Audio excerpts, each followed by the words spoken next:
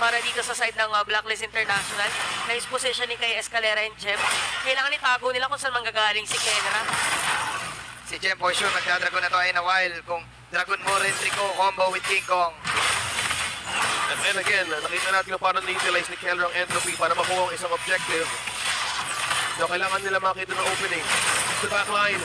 Lamang yung Blacklist sa shove eh. Lamang sila sa mga minion waves. Oo, nakangat sa kanila. Lumagpas sa river yung kanila. Oo. In a way, may advantage lang in terms of the control of the map. Napunta si Kelra. Nakuha na to. Jem with the dragon. Okay na coming out from the Lord itself. At ngayon si Haji Bangkot. And blazing duel para kay Haji. Tumatakbo na sila super base. Si Kelra din tumatakbo. Pero boom. Napakasakit si Yue. At kung sumigaw yung Yue Vance. At kita mo naman the massacre. That's it. Sa ginawa ng Blacklist International. 4 heroes down. Meron pa minion wave yung Blacklist International dun sa may top lane na. At pwede din tapusin ang Blacklist International game na to.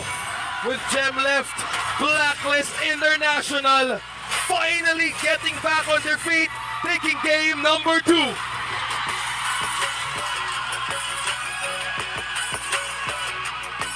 Reset game for Blacklist. And both of the squads, kitang-kita mo naman, game 1 and game 2, parehas na games ay nakita natin na hindi naman one-sided pero may